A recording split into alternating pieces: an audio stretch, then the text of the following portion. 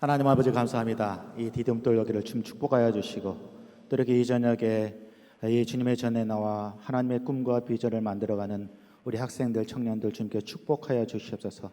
이들을 통해서 정말 하나님 나라가 확장되며 하나님께서 영광 받으시는 일들이 계속해서 일어날 수 있도록 이 교회를 그리고 우리 청년들을, 학생들을 축복하여 주시옵소서. 모든 것들을 주님께 위탁하고 예수님의 이름으로 간절히 기도드렸습니다. 아멘. 네, 반갑습니다. 저는 침례신학대학교에서 선교학을 가르치고 있는 최원진 교수입니다. 네, 저한테 오늘 주어진 제목이 선교 전략입니다. 그래서 제가 요즘에 코로나가 한참이고 그래서 코로나 시대 한국교회 선교 전략이라고 했습니다. 네, 제가 처음에 연락받기에는 우리가 청년들이 주로 대상이라고 해서 청년들 중심으로 강의를 준비했는데 여기 이제 어린 학생들도 있다고 그래서 여러분 강의하는 참고하시고 그냥 제가 은혜대로 그냥 가겠습니다. 제가 아마 2주, 2주 동안 우리 교단 선교사님께서 오셔서 말씀 전해주시고 많은 은혜를 받으신 줄 믿습니다. 제가 이 코로나 시대 한국교회 선교 전략이라는 제목을 붙였기 때문에 한국교회, 그러니까 아마 이거는 디딤돌 교회나 그냥 교회가 할 일이지 나하고는 상관없는 일이라고 생각하시는 분들도 있을지 모르겠습니다. 또 지금 선교 전략이라는 주제 때문에 너무나도 딱딱하고 이거 내가 뭔가를 또 해야 되는가라는 어떤 부담감이 있는 분들도 있을 것입니다. 근데 제가 여러분들한테 부담을 주려고 하는 것이 아니라 지금 영상에서 보여주셨던 것처럼 우리가 하나님의 백성으로 하나님의 그리스도의 몸된 교회로서 이 땅 가운데서 내가 정말 하나님을 위해서 어떤 존재가 되어야 되는지, 여러분들이 주님께 어떤 사람이 되어야 되는지에 대해서 좀 맞춰서 설명을 좀 드리려고 합니다. 그래서 조금 딱딱하고 어려운 이론적인 것들은 좀 빼고 제가 그냥 간증식으로 제 이야기를 좀 곁들여서 하도록 하겠습니다. 저도 제가 이거 준비했던 것들 다 업고 하는 거라 지금 방향이 어떻게 갈지, 시간이 어떻게 될까 모르겠습니다. 그냥 은혜대로 시간 되면 그냥 바로 끝나도록 하겠습니다. 제가 지금 성경 구절 하나를 띄워드렸습니다. 요한복음 8장 29절 30절인데 우리 같이 한번 읽어보실까요? 시작. 나를 보내신 이가 나와 함께 하시도다. 나는 항상 그가 기뻐하는 일을 행함으로 나를 혼자 두지 아니하셨느니라. 이 말씀을 하심에 많은 사람이 믿더라. 네, 이 말씀은 사실 제가 몇 년 전에 몸이 굉장히 좀 안 좋았습니다. 사실 지금도 안 좋긴 한데 제가 한 대상포진으로 지금 한 60개월째 고생을 좀 하고 있습니다. 제가 최씨라 그런지 보통은 몇 달 내지요 며칠이면 이제 끝나는데 저는 좀 아주 오래 가고 있는. 네, 너무 힘들어서 제가 지금 목사처럼 안 생겼죠? 약간 좀 깡패처럼 생겼잖아요. 뭐 속으로만. 제가 지금 얼굴을 잘 보면 좌우가 대칭이 아닙니다. 제가 군에 있을 때 좀 사고가 나서, 제가 김일성이 죽었을 때 군에 있었는데 비상 출동하다가 사고가 나가지고 사실 약간 한 1cm만 옆으로 떨어졌어도 그냥 그 자리에 즉사했을 건데 하나님의 은혜로 살게 됐습니다. 그래서 얼굴이 다 망가져가지고 군의관이 새벽 2시에 술 먹다가 비상으로 들어와가지고 술 취한 김에 마취도 안 하고 꾸맨 얼굴입니다.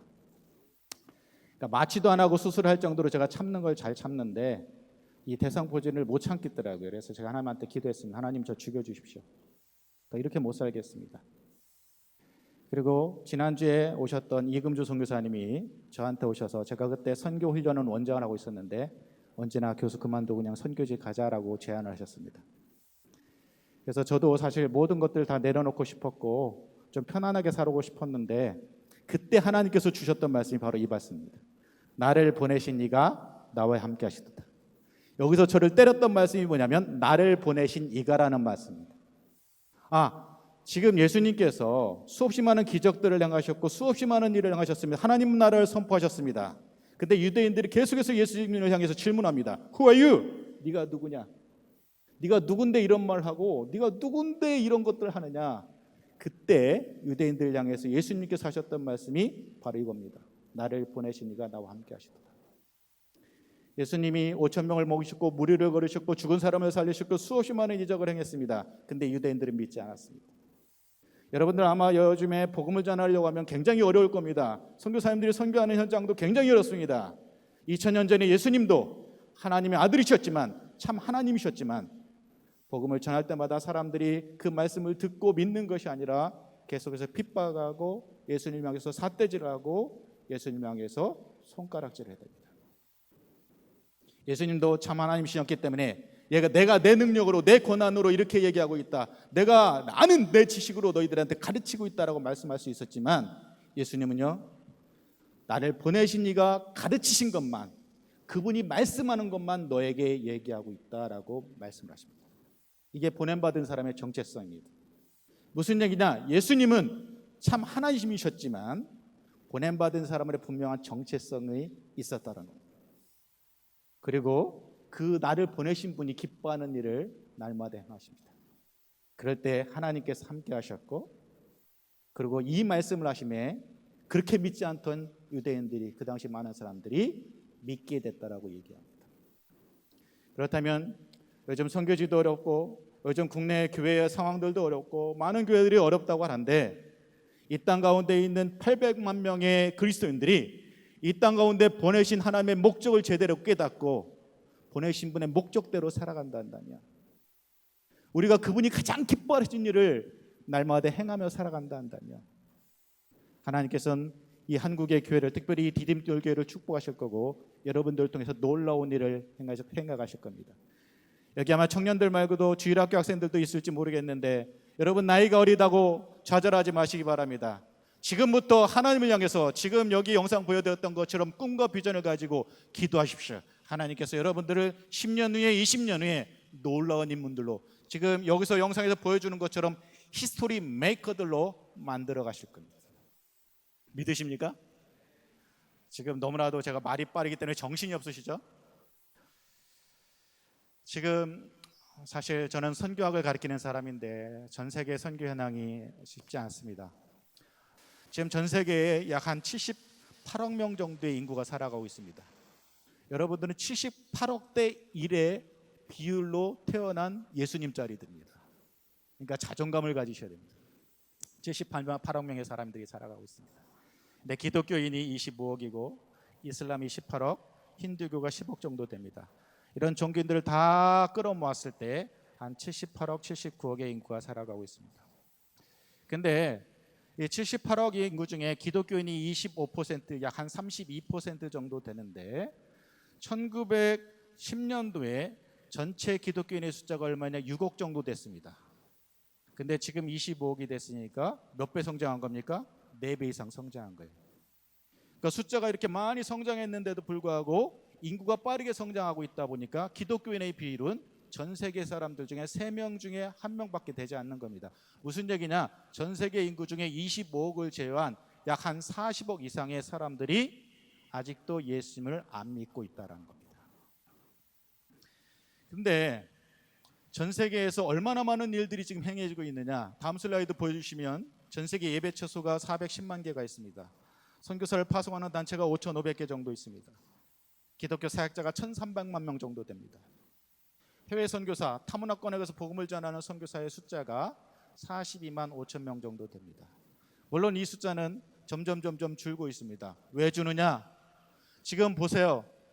이 교회 안에도 젊은 사람들의 인구가 점점 줄고 있진 않겠죠? 줄고 있을 수도 있는데, 많은 교회에 젊은 사람들의 인구가 점점 줍니다. 이제 젊은 사람들이 더 이상 주님께 헌신하지 않습니다. 예전엔 부름받아 나서님은 어디든지 가오리다 그랬는데, 지금은 부름받아 나서님은 골라 가오리다. 주님 제가 여기 있습니다, 저를 보내십시오가 아니라 주님 제가 여기 있습니다, 얘를 좀 보내주십시오. 이렇게 기도하는 시대가 됐습니다. 이제 정금 같은 그리스도인 청년들이 주님의 일을 위해서, 하나님의 비전을 위해서 꿈도 꾸지 않고 헌신도 하지 않고 있습니다. 그런데도요, 2000년 동안 수없이 많은 하나님의 백성들이 하나님의 명령에 순종해서 그 일들을 감당해 왔습니다. 지난 10년간 전 세계에서 약 90만 명 정도가 예수님의 복음을 전하다가 순교했습니다. 매년 9만 명 정도가 순교했다는 겁니다. 전 세계 수없이 많은 어떤 교회 재정을 가지고 선교하고 있습니다. 해외 선교기관을 보면 470억 달러, 굉장히 많은 것 같죠? 470억이 아니라 달러입니다. 1200을 더 곱해야 됩니다. 470억 달러인데 기독교인들이 내는 헌금의 1.5%밖에 되지 않습니다. 기독교인의 헌금이 얼마냐? 전 세계 3200억 달러입니다. 근데 3,200억 달러를 헌금하는데 전 세계 기독교인들이 벌어들이는 수입이 얼마냐? 49조 달러입니다. 그럼 전 세계 기독교인들이 버는 수입의 몇 퍼센트? 0.6% 정도를 헌금하고 있는 겁니다. 무슨 얘기냐? 11조 안 한다는 얘기입니다. 1%도 안 되는 돈을 가지고 헌금하고 있고 그 돈의 1.5%가 전 세계 복음화를 위해서 사용되고 있습니다. 돈이 없어서요? 아니요. 여러분, 우리나라의 커피 산업 매출액이 얼마 정도 되는지 아세요? 커피 산업 매출액이 연간 7조 원입니다. 국민 한 사람당 매년 353잔의 커피를 마십니다. 우리가 365일이니까 하루에 한 잔 정도의 커피를 마시고 있는 겁니다. 근데 커피 한 잔 3,500원, 5,000원 정도의 돈이면 어떤 일을 할 수 있는지 아세요? 아프리카에 가면요, 한 가족이 한 달을 살아갈 수 있는 돈입니다. 여기 지금 주일학교 학생들, 중학생들이 있을 텐데, 아유 저는 어리고 용돈 받아서 아니요. 여러분, 용돈 받아가지고 100원짜리, 500원짜리 한 달 모으면 그게 한 10,000원 정도 됩니다. 그 돈 가지고 하나님께 드리면 그 돈이 어마어마한 일을 할 수 있습니다. 여러분 지금 이거 자꾸 잘 하시는데, 성가대가 박자 맞추기 위해서 이거 많이 하시죠? 이거 한번 할 정도의 속도에 전 세계 어디선가에서는 먹을 것이 없어서 굶어 죽어가고 있습니다. 일본의 40여 명이 먹을 것이 없어서 굶어 죽어갑니다. 근데 더 놀라운 것은 그 사람들의 대부분은 태어나면서부터 죽을 때까지 한 번도 복음에 대해서 들어보지 못한 사람들이라고 합니다. 우리가 조금만 신경을 쓰면, 우리가 조금만 눈을 돌려보면 우리가 할 수 있는 일들이 너무나도 많이 있다는 겁니다. 또 다른 얘기를 해볼까요? 우리나라가 지금 음식물 쓰레기가 어느 정도 되느냐? 연간 버려지는 음식물 쓰레기가 550만 톤입니다. 그 음식물 쓰레기를 처리하는데 얼마의 돈이 드느냐? 1조 450억 원이 듭니다. 그걸 돈으로 환산하면 매년 20조 원의 돈을 음식물 쓰레기를 처리하는데, 그리고 음식물 쓰레기에 쏟아붓고 있습니다.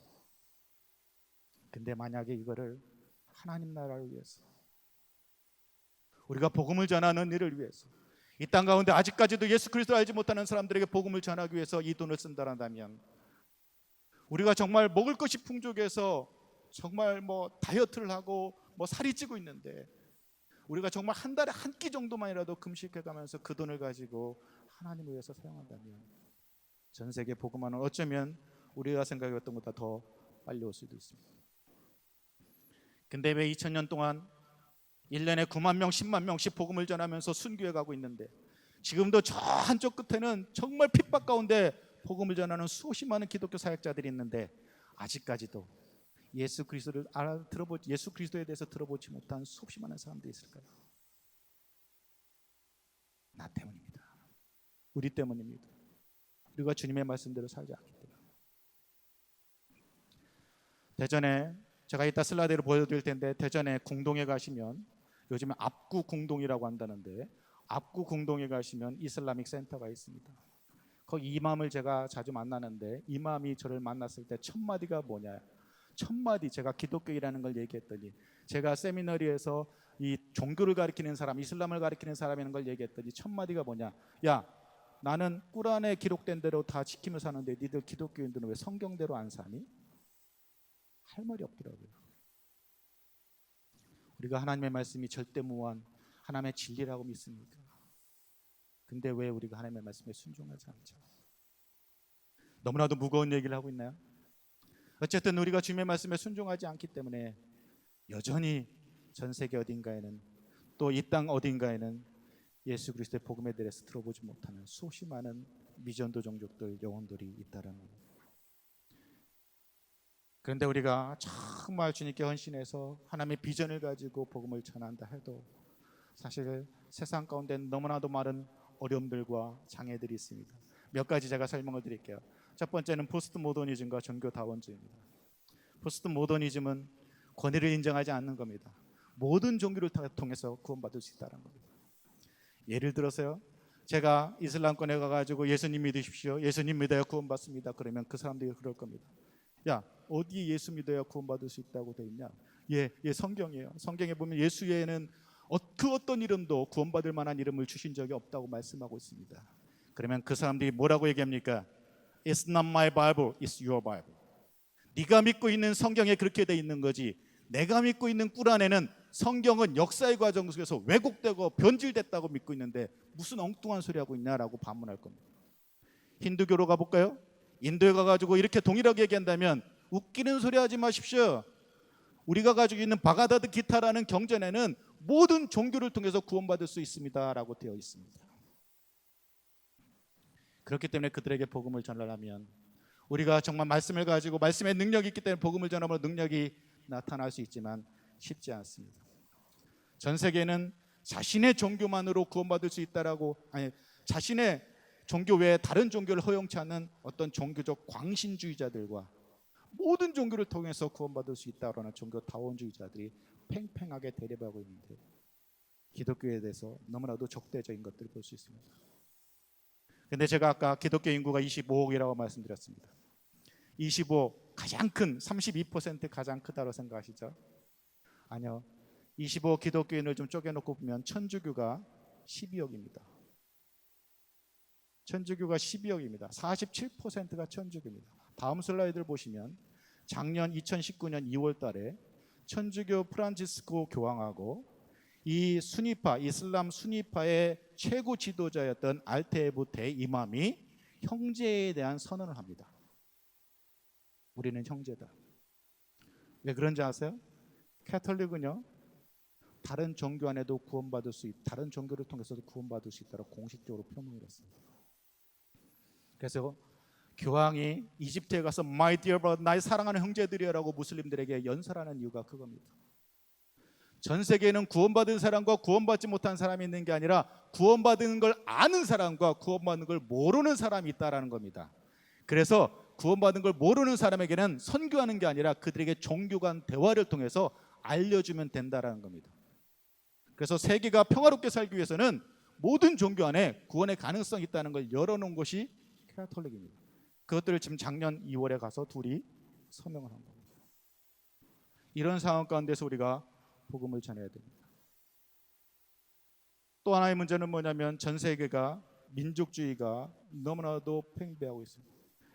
이거는 뭐하고 연관이 되냐면 기독교 박해하고 연결됩니다. 통계에 따르면 전 세계 중에 박해 국가가 73개 국가라고 합니다. 기독교를 멸시하는 나라가 151개 국가가 된다고 얘기합니다. 전 세계에서 종교적 기독교인이기 때문에 박해를 경험하는 사람이 8억 명, 그 중에서도 정말 고도의 박해를 경험하는 사람이 2억 4,500만 명 정도 된다고 얘기합니다. 많은 사람들이 기독교인이란 때문에 박해를 받고 있습니다. 여러분 영상에서 보셨는지 모르겠지만 오리사주에서 있었던 일입니다. 오리사주에서 기독교인이라는 이유로 이 한 가족이 핍박을 당합니다. 부모님을 불을 질러서 죽게 만들었습니다. 그리고 10대 소녀가 있었는데 그 딸을 청년들이 와서 집단 성폭행을 합니다. 그리고 십자가에 매달아가지고 불을 질러버립니다. 그리고 활활 타고 있는데 선교사들이 그걸 때려다가 끄고 병원에 옮겨가지고 이 화상 치료, 여러분 화상을 입어보셨는 분이 있는지 모르겠지만 저는 화상을 얼마 전에 입어봐가지고 그 화상이 얼마나 아픈 줄 알아요. 화상 치료가 다 끝나고 그 10대 소녀한테 물어봅니다. 그래도 예수님이 좋으니? 그 10대 소녀가 뭐라고 얘기했느냐? 예, 이제서야 예수님의 사랑이 조금은 알 것 같아요.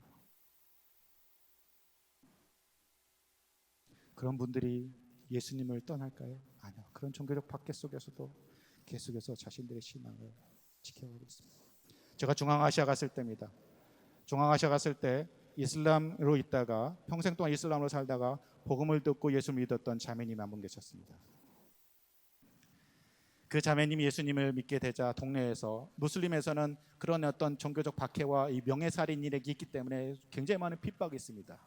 너 기독교에서 빨리 이슬람으로 돌아와라. 아니면 너희 집을 불질러 버리겠다. 근데 그럼에도 불구하고 그런 핍박에도 그런 어떤 협박에도 불구하고 예수님을 부인하지 않습니다. 근데 진짜 불을 질러버렸어요. 집이 다 타버렸습니다. 경찰이 와가지고 조사를 했습니다. 근데 경찰이 와가지고 불을 지른 사람한테 가가지고 거하게 한 상 차려 먹고 결론은 어떻게 내느냐? 누전에 의한 화재. 근데 그 동네는 낮에 전기가 안 들어오는 동네입니다. 집이 다 탔는데도 그 자매님이 계속해서 신앙생활합니다. 그랬더니 어떤 협박을 다시 하느냐? 너 이 기독교를 버리고 다시 이슬람으로 돌아오지 않으면 네 자녀를 죽여버리겠다.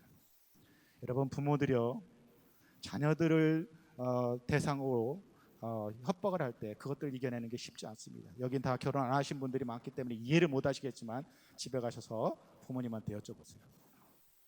근데도 계속 예수를 믿었습니다. 어떤 일이 있었느냐?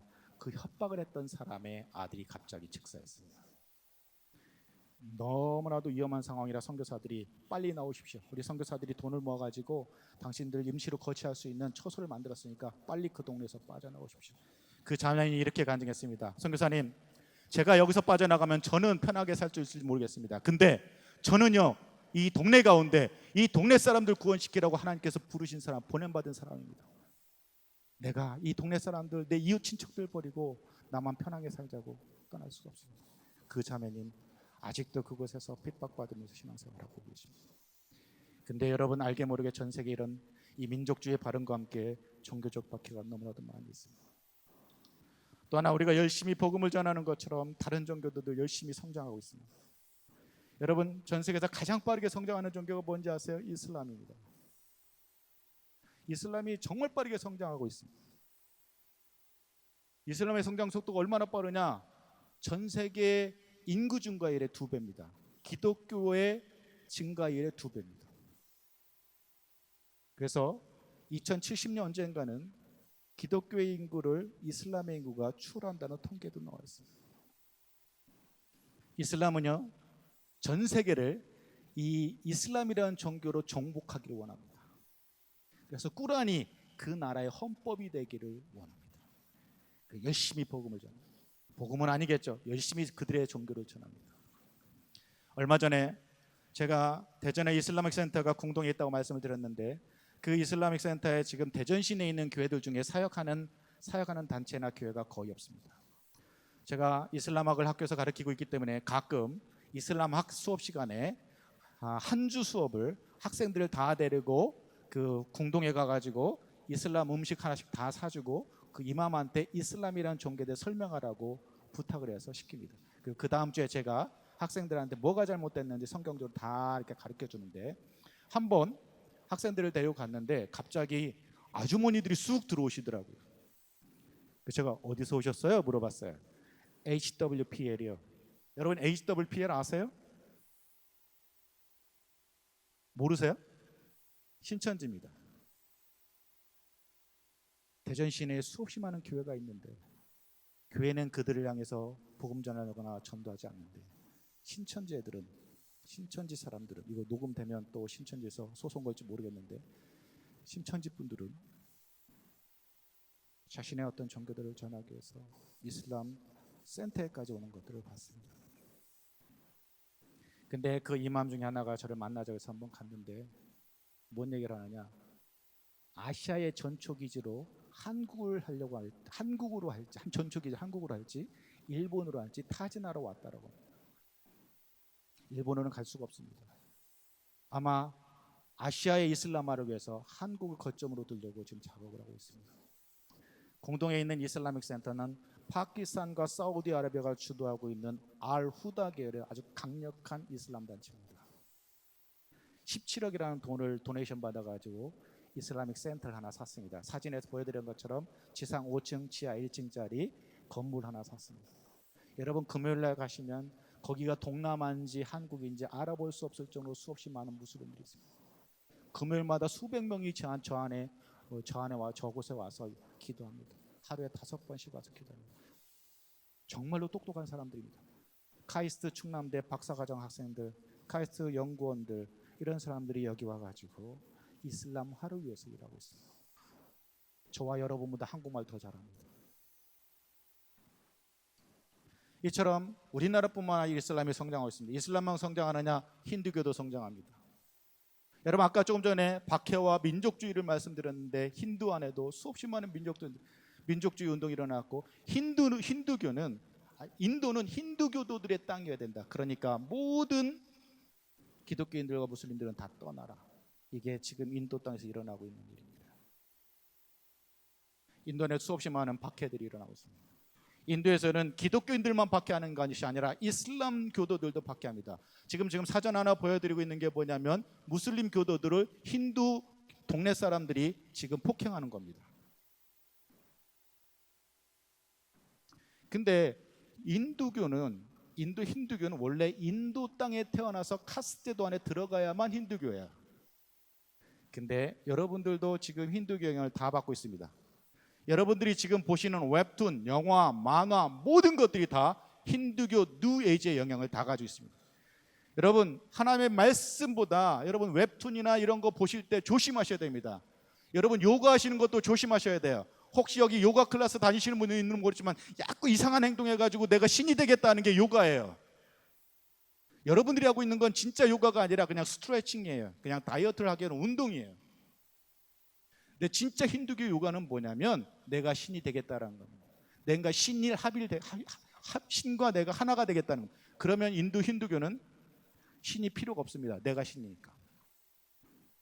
힌두교는 수없이 많은 신이 있습니다. 3억 3천 개의 신이 있어요. 힌두교는 크게 3명의 신인데 브라만, 비시누, 시바. 시바는 발음을 조심하셔야 됩니다. 발음을 연하게 하셔야지 세게 하시면 이상해집니다. 브라만, 비시누, 시바 이 3개의 신이 11개로 분화됩니다. 그럼 33. 우리나라는 많다 그럴 때 1000, 만, 3000 그런데 인도는 많다 그럴 때 1000만입니다. 그렇기 때문에 33 곱하기 1000만 그러면 얼마냐? 3억 3천. 인도에 3억 3천 개의 신이 있다는 겁니다. 필요할 때마다 신을 만듭니다. 제가 이 자매님 앞에 계신데 자매님하고 뭔가 얘기하다가 뭔가 정말 또 일이 잘 풀렸어요. 그러면 이 자매님이 신이 될 수 있는 거예요. 그러면 뭔가 일을 할 때는 자매님한테 가서 이제 제사하고 가면 되는 겁니다. 이런 식으로 신을 만들어요. 그러다가 그 신이 필요 없으면 그냥 버려버려요. 이게 힌두교의 신관입니다. 근데 이런 신관을 가지고 전 세계로 지금 흩어져 나가고 있습니다. 이런 타종교의 부흥도 사실 우리가 복음을 전하는데 굉장히 많은 장애물이 됩니다. 이처럼 많은 종교들이 부흥하고 있고 전 세계 우리가 선교를 복음을 전해야 될 수없이 많은 사람들이 정말 복음에 대해 적대적인데 또 하나의 문제가 생기기 시작했습니다. 그게 뭐냐? 기독교 국가들이 점점 쇠퇴해가고 있다는 겁니다. 저 사진은 제가 영국에 있을 때 직접 찍은 겁니다. 제가 여행 다니면서 위에 사진은 독일에서 찍은 거고 밑에 거는 영국에 찍은 건데 밑에 사진은 여러분들 잘 아시는 존 스토트 목사님 올솔 처치 지금 돌아가셨는데 존 스토트 목사님의 목회하셨던 올솔 처치 바로 옆 블록에 있는 교회 건물입니다. 간판이 뭐라고 되어 있느냐? 불광사라고 되어 있습니다. 절입니다. 교회가 절이 된 거예요.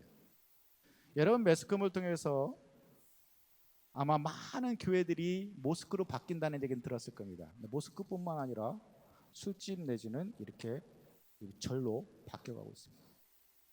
서구 유럽의 기독교가 점점 쇠퇴해가고 있습니다. 근데 문제는 뭐냐?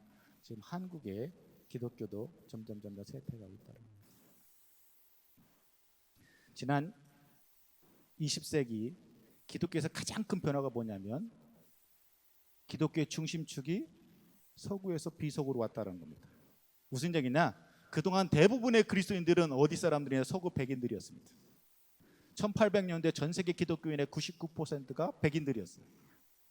근데 지금은요 비서구권의 사람들이 많습니다.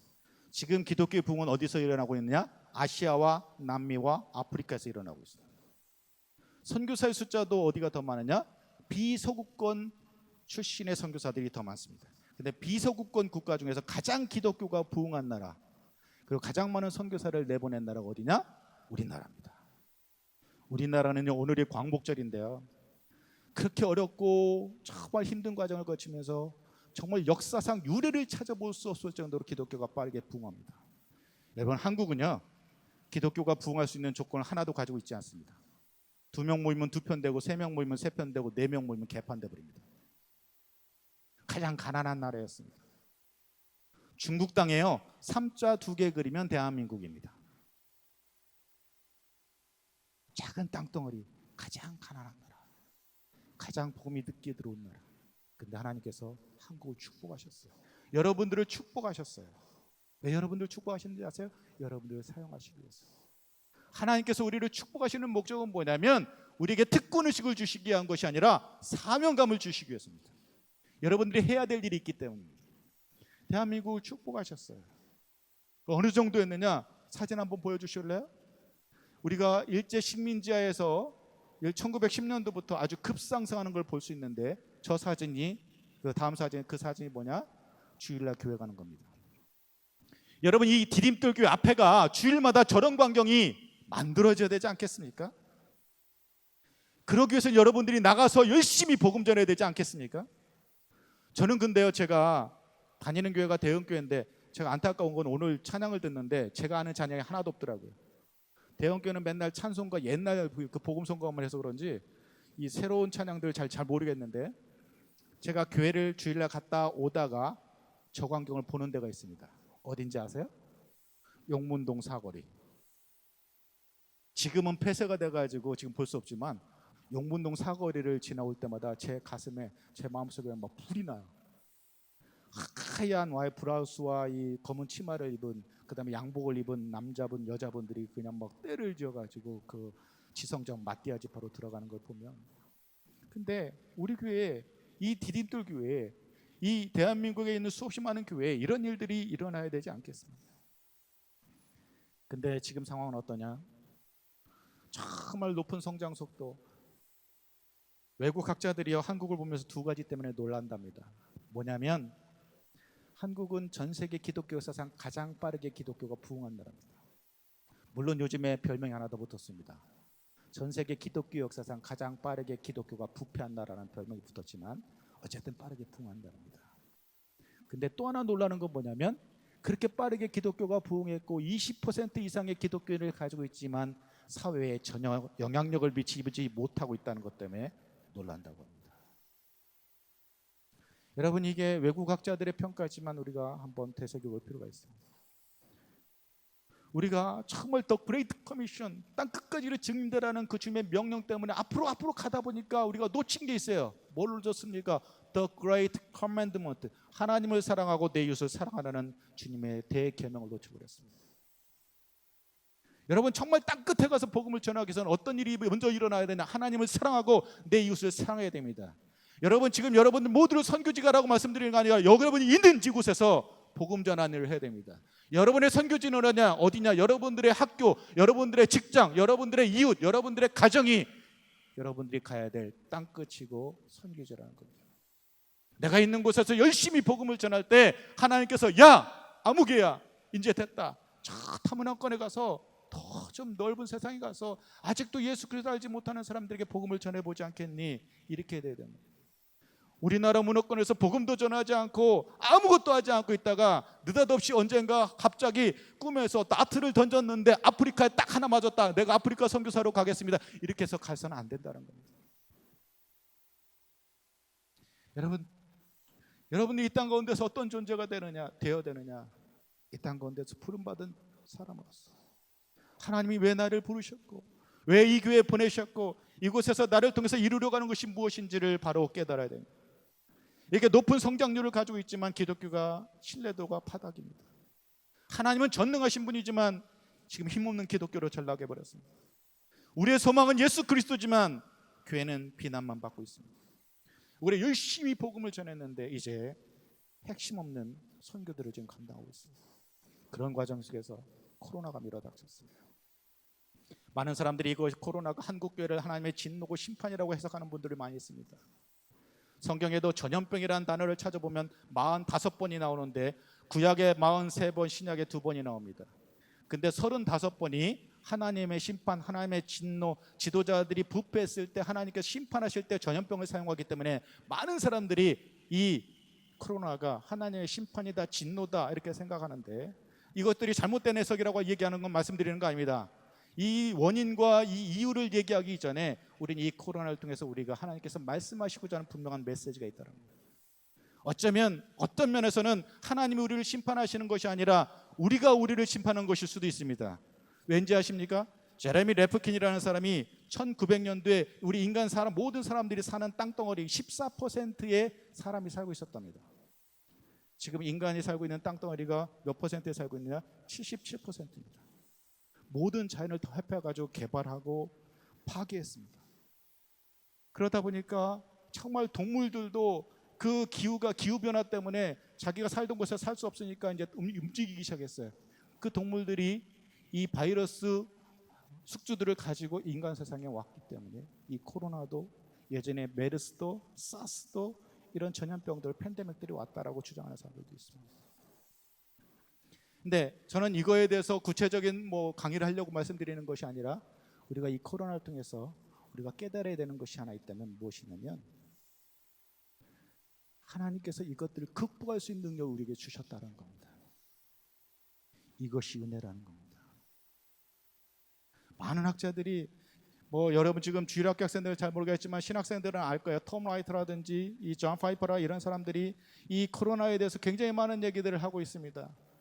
이것들을 통해서 우리가 하나님께 애통해야 된다. 이것들을 통해서 우리가 하나님께 말씀으로 돌아가야 된다. 많은 얘기들을 하고 있는데 우리가 한 가지 분명히 알아야 되는 것은 이 코로나가 아무리 우리를 위협하려고 하더라도 우리는 그것들을 극복할 수 있는 능력을 하나님께서 주신다는 겁니다. 왜? 하나님께서 우리와 함께 하시기 때문에. 그것이 은혜라는 겁니다.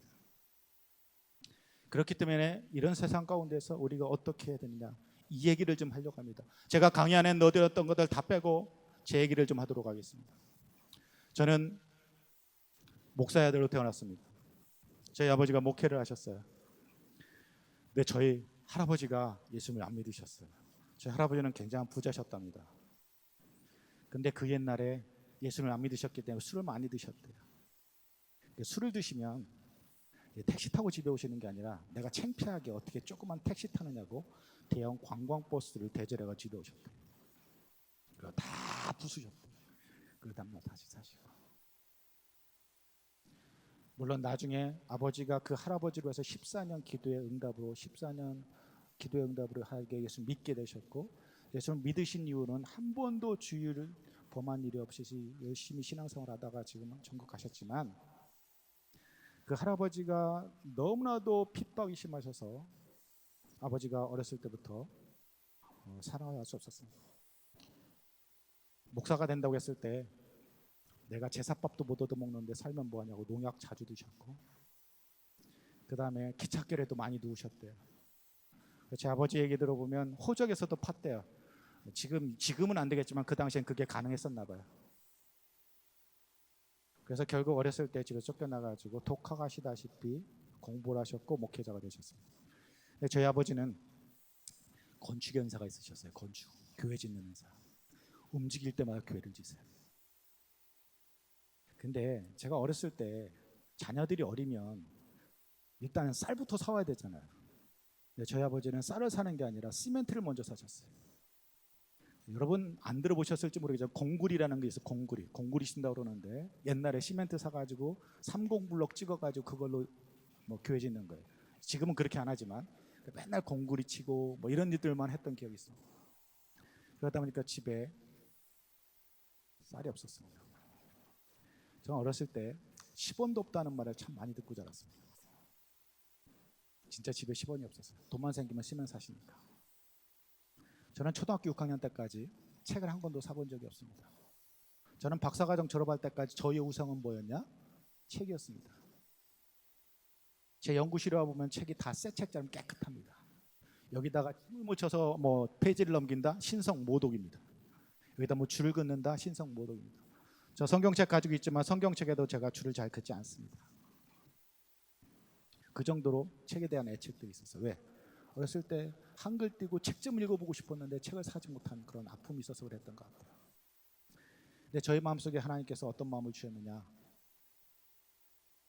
내가 나중에 크면 가난한 사람, 불쌍한 사람들을 위해서 좀 살아야 되겠다는 마음이 저한테 들기 시작했습니다. 저는 사회복지에 관심이 있었습니다. 저는 대학에서 역사를 공부하고 신학대학을 갔는데 저는 사실은 전통적인 목회자보다는 어떤 사회복지라든지 특수사역을 좀 해보고 싶은 마음이 있었습니다. 근데 하나님께서 제가 1996년도에 영국에 있을 때 저한테 선교에 대한 부담을 주시게 되셨습니다. 선교해야 된다. 근데 제가 선교가 뭔지도 몰랐고 선교하고 싶지도 않았습니다. 근데 하나님께 제가 기도했습니다. 하나님, 저 선교하고 싶지 않고요, 제가 사회복지 할게요. 특수사역 할게요. 근데 계속해서 선교를 말씀하셨습니다. 그래서 제가 하나님한테 딜을 했어요. 하나님, 제가요 정말 선교를 해야 된다면 구체적으로 한번 보여주십시오. 저 현대까지 선교사 한 번도 만나본 적이 없는데 선교사 좀 만나게 해주세요. 선교사를 만나게 해주시는데 감당할 수 없을 정도로 많아요. 어느 정도였냐? 그 당시에 한 달에 선교사를 만나서 제가 썼던, 그 다음에 방을 잡아주는데 썼던 돈이 한 달에 300만 원이었습니다. 그 돈이 어디서 나왔는지도 몰라요. 여러분 기도하실 때 잘하셔야 돼요. 그래서 선교사를 만나기 시작했어요. 그래서 제가 다시 기도해서 하나님, 그러면 선교가 뭔지 좀 경험할 수 있게 해주세요. 그래서요, 제가 1997년, 98년도에 대전에 외국인 노동자 사역을 만들었습니다. 원래 대전 연구단지에 있는 카이스트 안에 있는 쌤이라는 선교단체가 있습니다. 과학기술자 선교회. 거기서 있다가 외국인 노동자들하고 외국인 박사들하고 같이 사역을 하니까 안 돼서 제가 따로 떼어가지고 나와가지고 침례교 침례교 전도사니까 침례교회에서 하고 싶었는데 침례교회에서 이 교회를 빌려주시는 교회가 없었어요. 그래서 어디서 했느냐? 대전 순복음교회 김석삼 목사님이 계셨던 대전 순복음교회에서 외국인 노동자 사역을 시작했습니다. 그때 만났던 게 누구였냐? 무슬림이었습니다. 처음 무슬림을 경험한 겁니다. 저 어렸을 때 가난한 사람들에 대한 마음이 있었습니다. 하나님께 선교해 주신다고 저한테 만나게 하셨던 사람이 무슬림이었습니다. 그래서 가난한 사람과 무슬림과 이게 합쳐져 가지고 도시 빈민 무슬림이라는 그 타겟 그룹이 저한테 생겼습니다. 그래서 제가 도시 빈민 무슬림 사역하겠습니다라고 헌신했습니다. 그리고 마지막으로 제 소명을 확인하기 위해서 제가 직접 선교지에 가보겠습니다. 그래서 제가 이집트로 가려고 부모님한테 얘기를 했더니 목사님이신데도 지금 가야 되겠냐 반대하시더라고요. 그래서 가야 되겠습니다. 그랬더니 아버지가 저희 집은요, 지금은 아닌데 옛날에 어렸을 때 집에서 혼내키실 일 있으면 가정예배를 드리세요. 가정예배 드리자 그러면 뭔가 혼날 일이 있는 거예요. 동생이든 저든 뭔가 혼나야 되는. 물론 정식으로 그러니까 정해진 가정예배 날짜 말고 갑자기 불시에 가정예배 드리는 거예요. 혼내키려고 해서 가정예배 드리는 거 아니라 말씀을 통해서 항상 얘기를 하셨어요. 근데 그때는 기도원 가자 그러시더라고요. 그래서 이쪽 아마 도국산 기도원이었던 것 같아요. 내가 그 기도원에 가가지고 너 저쪽 가서 기도해 그래가지고 한 2시간 정도 기도하고 나서 그래도 가야 되겠냐? 그래서 예, 가야 되겠습니다. 그래서 가게 됐습니다. 가기로 결정을 했는데 갈라니까 돈이 있어야 되잖아요. 그때도 교회를 건축하고 있었기 때문에 집에 돈이 없었어요. 저는 대학 갈 때도 제 학비를 대줄 수가 없어서 제가 100% 장학금을 줄 수 있는 학교로 갈 수밖에 없는 그런 상황들이었습니다. 그래도 돈이 없었어요. 하나님께 기도했습니다. 새벽마다. 하나님, 제가 안 간다고 했잖아요. 선교 안 한다고 했잖아요. 근데 하나님이 하라고 하셨잖아요. 그럼 돈은 책임져 주셔야죠. 제 속마음에 어떤 마음이 있었는지 아세요? 제발 주시지 마세요. 가지 말게. 이런 마음이 있었습니다. 솔직히 말씀드리는. 근데 매일 새벽마다 나와서 기도했습니다. 일주일째 될 때 놀라운 일이 벌어졌습니다. 애인이 아니고 여자 사람 친구가 250만 원을 가져왔습니다. 저는 그 친구가 왜 그 돈을 가져왔는지도 몰라요. 하나님께만 그냥 기도했어요. 하나님, 저 이집트 가야 되는데 그때 당시 250만 원 필요합니다. 이 돈 주십시오. 그래 가야 되겠죠. 갈 수 있지 않겠습니까? 그 돈 가지고 이집트로 갔어요. 근데 어떻게 갔느냐? 그때 당시에 이집트에 선교사로 있다가 신분이 노출돼 가지고 감옥에 갇혀 있던 친구가 있었는데 그 친구가 갑자기 한국으로 추방됐는데 그 친구랑 같이 들어가게 됐어요. 들어갈 때 너무 위험하다.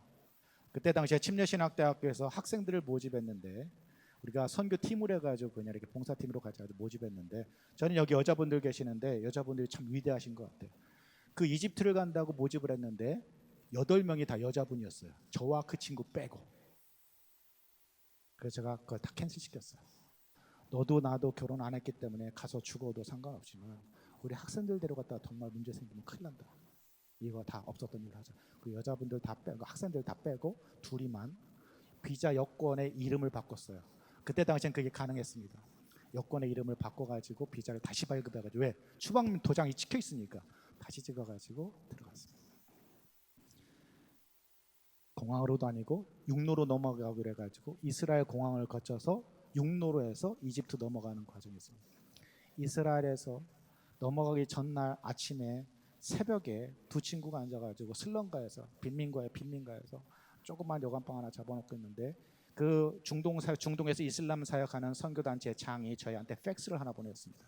무슨 말씀이었느냐, 이사야 1장부터 66장까지의 말씀 중에 두려워하지 말라라는 성경 말씀이 들어가 있는 구절들 다 뽑아가지고 팩스를 보내줬어요. 그 성경 말씀을 아침에 둘이 앉아가지고 묵상하면서 어쨌든 넘어가게 하시면 하나님이 하시는 거고 또 하나님이 우리를 지켜주실 테니까 가자 그래가지고 새벽에 출발해가지고 이집트로 넘어왔습니다. 그래서 슬럼가에서만 살았습니다. 저는 수없이 많은 나라를 돌아다녔지만 이집트에 가서 스핑크스 피라미드도 못 보고 나온 사람 저밖에 없을 겁니다. 철저하게 슬럼가에서만 있었습니다. 007 작전이었어요. 왜? 감옥에 들어가 있던 친구 블랙리스트랑 가려 움직였기 때문에 계속해서 공안들이 따라 붙었어요.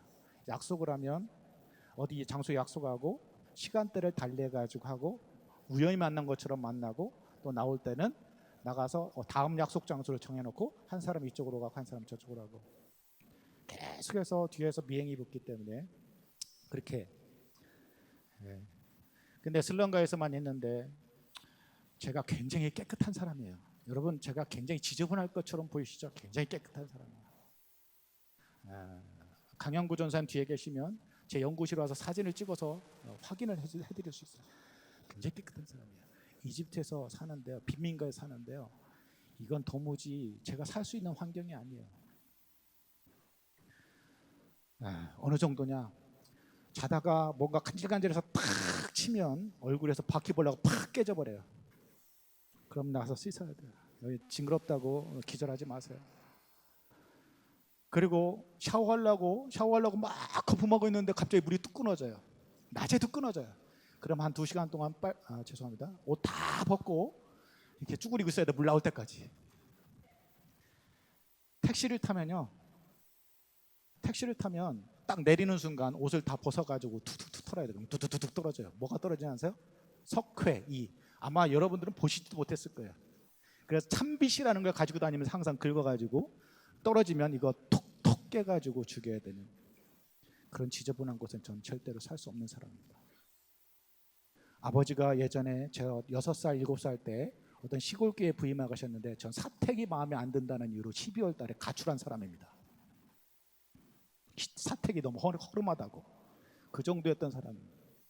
저는 얼마나 완벽주의냐, 숙제를 하다가 글자가 틀리면 지우개로 지우지 않습니다. 지우개 자국 때문에 처음부터 끝까지 다시 합니다. 병적으로 완벽주의였어요. 근데 하나님께서 저를 만들어 가셨어요. 계속해서 여러 가지 사건들을 통해서. 근데 그 이집트 빈민가에서 제가 살 수 있겠습니까? 근데요, 제가 살아가고 있었어요. 그 다음에 넘어갔던 나라가 요르단이었습니다. 요르단은 굉장히 선진화되고 깨끗했어요.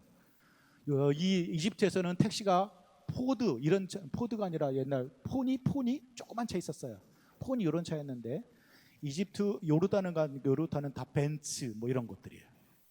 근데 저는 이집트가 더 편했어요. 제 성향상으로는, 제 기질상으로는 요르단이 더 편해야 돼요. 서구화됐고 깨끗하고 모든 것들이 다 발전되어 있고. 근데 이집트 빈민가가 편한 거예요. 왜 그런지 아세요? 하나님께서 저를 거기에 부르셨기 때문에. 그래서 제가 하나님께 굴복했어요. 하나님, 제가 선교하겠습니다. 이제는 더 이상 안 하겠다고 했어요. 그 다음부터 제가 13년간을 선교사가 되겠다고 준비했던 사람입니다. 물론 지금 선교지를 나가지 못하고 지금 학교에서 학생들을 가르치는 일을 하고 있지만 저는요, 대학원 다니면서 하나님께 기도했던 게 있습니다. 저는 대학원 다녔을 때 출애굽기의 말씀을 통해서 은혜를 많이 받았는데 출애굽기 모세의 삶이었습니다. 모세의 생애를 보십시오. 40년 동안에는 바로의 궁정에서 왕자로 살아갑니다. 40년 동안은 어떻게 됐습니까? 광야에서 양을 치는 목동으로 살아갑니다. 그리고 40년은 출애굽하는 과정 속에서 이스라엘 백성들 수백만 명을 데리고 고생을 합니다. 그리고 요단강 저편을 건너고 저 가나안 땅에 적과 꿀이 흐르는 가나안 땅에 들어가 보지도 못하고 여호수아에게 자기 리더십을 넘겨줍니다. 120년 동안 죽으려고 열심히 살았는데 젖과 끓이는 가나안 땅에 들어가 보지도 못하고 죽어가는 그 모세를 보면서 나는 절대로 모세처럼 살지 않겠다고 다짐을 했던 사람입니다. 근데 제가 신학을 공부하면서 하나님께서 깨달게 해주신 것이 있습니다. 하나님께서 말씀하시면 그게 최고 값지고 좋은 것이다라는 것을. 그래서 내가 여기까지다 그러면 여기까지. 우리는요, 하나님이 원하시는 일을 하나님이 원하시는 곳에서 하나님이 원하시는 방법으로 해야 되는 그런 사람들입니다. 그럴 때 가장 행복한 사람들입니다. 하나님이 여기까지다 그러면 여기까지 하는 게 맞아요. 그래서 저도 이제 모세처럼 살겠습니다라고 다짐을 했습니다. 근데 제가 문제가 생겼어요. 아무리 생각해봐도 120년까지 못 살겠는 거예요, 제가. 그래서 끊었어요. 20, 20, 20. 40년 동안 내가 열심히 준비해서 20년 동안 주님의 사역을 아름답게 충성스럽게 사역을 감당하고 마지막에 주님 앞에 섰을 때, 야, 잘해도다 착하고 충성된 원진아, 그 얘기에 주님께서 말씀해 주시면 나의 삶은 그래도 하나님 앞에서 값진 삶이 아니겠는가. 그래서 저도 그렇게 살기로 결정했습니다. 그리고 60까지 제가 더 이상 살게 되면 60대 넘어서는 선교 현장에 들어와서 이제 선교사를 돕는 선교 일을 하고 선교사를 돕는 선교사가 되고 싶다는 어떤 꿈과 비전이 좀 있었습니다. 그래서 영국에서 옥스퍼드에서 선교대학원에서 공부하다가 실제개종을 공부를 하려고 미국에 넘어가지고 박사과정 공부하고 선교사가 되려고 왔습니다. 제가 지금 13년을 선교사가 되기 위해 준비했다고 말씀을 드렸어요. 그리고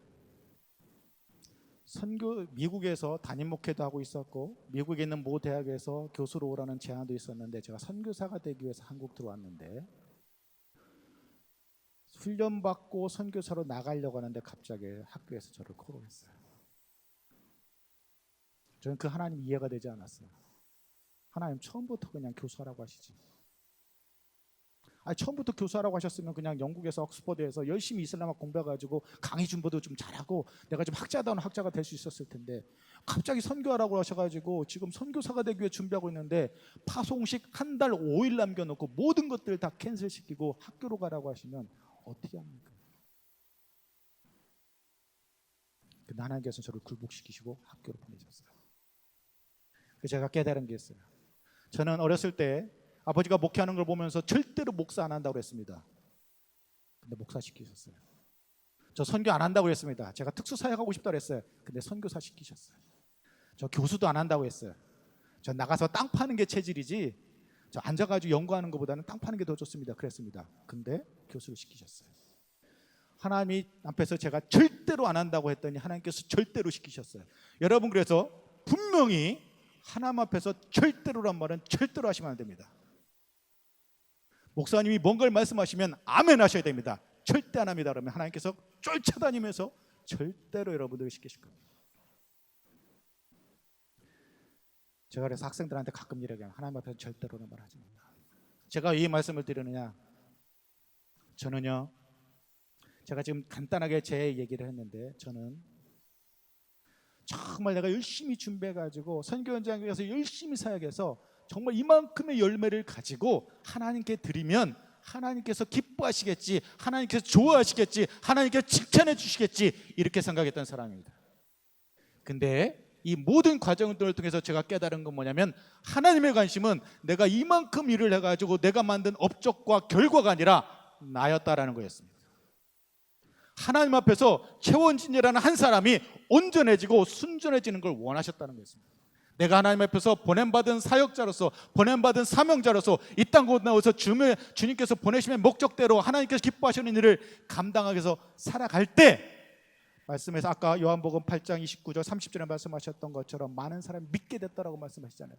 내가 온전하고 순전해져 갈 때 나의 그 모습을 통해서 하나님께서 열매를 맺어 가신다라고 했어요. 많은 사람들이 내가 가서 뭔가를 해야 된다고 생각합니다.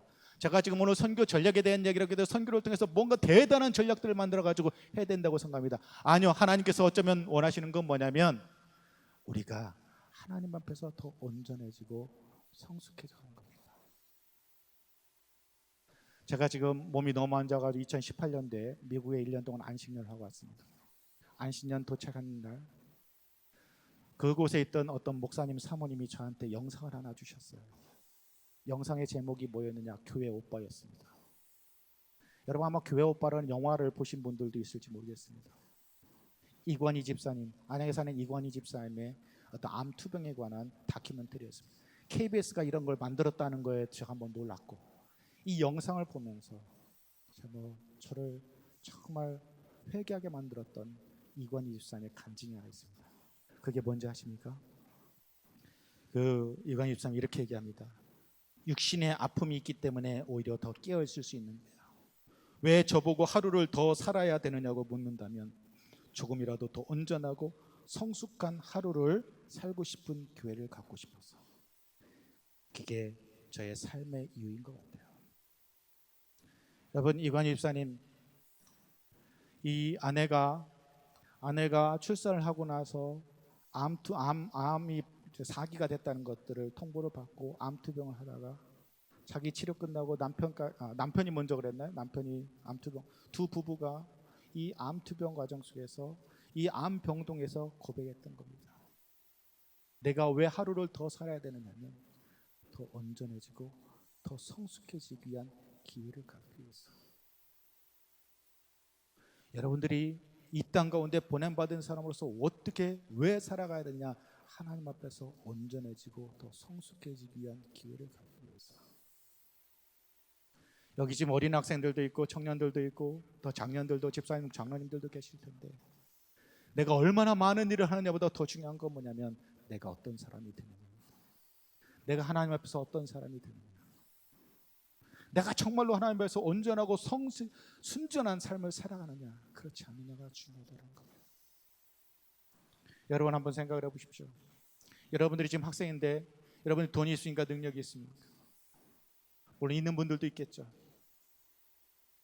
제가 선교로 부름받을 때 하나님께 주셨던 말씀이 뭐였냐? 그거였습니다. 저는 선교사가 되겠다고 준비를 계속 하고 있었는데, 선교사로 되기, 선교사의 소명을 받고 하나님께 완전히 결단하기 전에 하나님께 주셨던 말씀이 뭐였냐? 제가 아까 이집트에 갔다고 말씀을 드렸죠. 제가 하나님께서 계속해서 저 선교할 수 없습니다라고 제가 계속해서 거부했던 이유가 있었습니다. 저는 굉장히 자존감이 낮은 사람 중에 하나였습니다.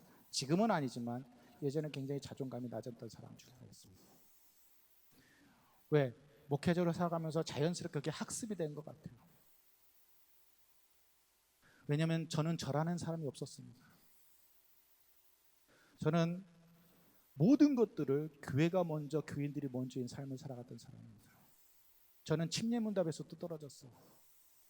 침례문답을 전체 교인을 했는데 청년 하나가 떨어졌어요. 그랬더니 아버지가 청년 하나 떨어뜨리면 상처받으니까 너도 같이 떨어져 그래가지고 침례문답을 떨어뜨리셨어요. 침례도 늦게 받았어요. 저는 뭐든지 교인들 먼저, 교회 먼저라는 삶을 이게 학습이 된 사람이에요.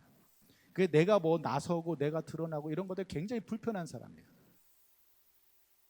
그러다 보니까 하나님께 선교하라고 하는데 하나님 제가 할 수가 없습니다. 저는 그런 능력이 안 됩니다. 근데 제가 뭐 한다고 말씀드렸어요? 사회복지 한다고 말씀드렸죠. 하나님 제가 사회복지하게 특수사회 갈게요. 하나님께 저한테 질문하셨어요. 야, 너 사회복지 한다며? 너 돈 있니? 힘 있니? 능력 있니? 이렇게 질문하시는 거예요. 구체적으로 저한테 들려주신 건 아니지만 그렇게 질문한 것 같았어요. 생각해보니까 없더라고요. 없는데요? 진짜 없네? 없어요. 근데 하나님께서 야, 근데 너 가지고 있는 거 있잖아. 뭐요? 복음 있잖아, 복음. 여러분들이 지금 어떤 형편에 있는지 제가 다 알지 못하지만 우리 안에 복음이 있습니다. 살아있는 능력의 말씀이 있습니다. 그 말씀을 가지고 이 땅 가운데서 그 복음의 능력들을 드러나면서 복음의 가시성을 드러내면서 살아가야 되지 않겠습니까? 그것이 하나님께서 우리를 이 땅 가운데 보내신 목적이라는 거예요. 그것을 위해서 우리가 어떻게 되느냐? 하루하루 살아가면서 더 온전해지고 성숙해지고 온전해지는 삶을 살아가야 된다는 것입니다. 여러분, 제가 앞에 시작하면서 영상을 하나 보여드렸습니다. 영상을 하나 보여드렸는데 영상에 보셨던 것처럼 여러분들은 하나님을 향한 위대한 꿈들을 꿔보시기 바랍니다. 여러분들이 지금 나이가 어떻든 지금 형편이 어떻든 상관없이 지금 청년들이 굉장히 취업도 안 되고 모든 것들이 어렵다 그러는데 아니요, 제가 말씀드렸잖아요. 하나님께서 함께 하신다. 하나님께서 우리를 보내셨고 우리가 그분이 기뻐하시는 일을 행할 때 하나님께서 늘 항상 세상 끝날까지 함께 하신다고 말씀하셨잖아요. 근데 여러분들의 손에 복음이 들려 있잖아요. 왜 여러분의 복음을 두려워하십니까? 복음을 가지고 할 수 있는 일이 너무나 많은데. 이관 23처럼 정말 하나님 앞에서 온전해지고 성숙해지는 삶들을 하루하루 살아가는. 제가 한 명의 선교사를 제가 소개하고 오늘 말씀을 마치려고 합니다. 사실 제가 강연을 들었는데 강연이 너무 딱딱할 것 같다고 해서 그냥 뭐 쉽게 한다고 했지만 쉽지도 않은 것 같아요. 제가 생각해 보니까 지금 여기 젊은 친구들은 뭔 말 하는지, 말도 빠른데다가 뭔 말 하는지 모르겠는데 제가 한 명의 선교사를 소개하고 말씀을 마치려고 합니다. 윌리엄 보덴이라는 사람입니다. 제 연구실에 오면 이 윌리엄 보덴의 자서전 남김없이 후퇴 없이 후회 없이라는 책이 있는데, 윌리엄 보덴은 미국 낙농업계의 굉장한 부자의 아들로 태어납니다. 이 사람은 고등학교 졸업할 때 이미 백만장자였던 사람입니다. 고등학교 졸업하고 선물로 전 세계를 여행하다가 수없이 많은 굶주리고 정말 이른 영혼들을 바라면서 제가 자신의 삶을 하나님께 드리기로 헌신합니다. 그리고 예일 대학을 졸업하고 자기가 하나님의 사역을 위해서 프린스턴 신학교에 입학을 합니다. 프린스턴 신학교를 입학하는데 예일 대학에 입학했을 때부터 어떤 일을 했느냐? 예일 대학에 입학하면서 성경 읽기와 기도 운동을 벌이기 시작합니다. 근데 그때 당시에 예일 대학의 전체 학생 수가 1,300명이었는데 이 윌리엄 보덴이 1학년, 2학년, 3학년, 4학년 졸업할 때 그 기도에 참석하는 사람들의 숫자가 1,000명 정도였다고 합니다. 어마어마한 일들이 나오죠. 그랬던 그가 이제 구체적으로 하나님의 사역을 준비하기 위해서 프린스턴 신학교에 입학합니다. 근데 이 윌리엄 보덴이 하나님의 사역을 하겠다고 헌신한 이후에 성경책에 뭐라고 적느냐? No reserve, 나를 위해서 아무것도 남기지 않겠다라고 다짐합니다. 그리고 자기가 아버지로부터 물려받은 모든 재산을 다 처분해버립니다. 하나님께 드려버립니다. 근데 공부를 하고 있는 중에 아버지가 돌아가셨으니 빨리 집에 와서 가업을 이어받으라는 연락이 옵니다. 근데 윌리엄 보덴이 집으로 돌아가지 않고 내가 하나님께 헌신한 나의 삶을 그대로 하나님께 드리겠다라고 헌신합니다. 자기 가업을 이어받지 않습니다.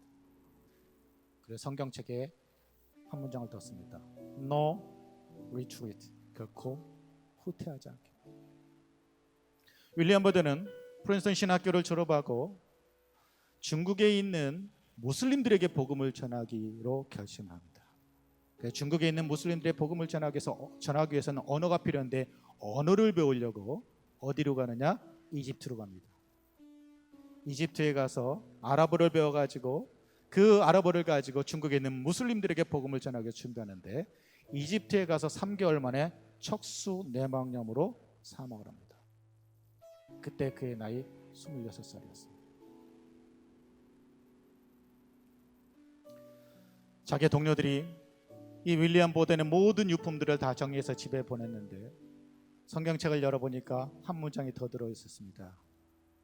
No regret, 결코 후회하지 않게. No reserve, no retreat, no regret. 그래서 윌리엄 보덴의 자서전의 제목, 하워드 테일러가 썼던 자서전의 제목이 남김없이 후퇴 없이 후회 없이입니다.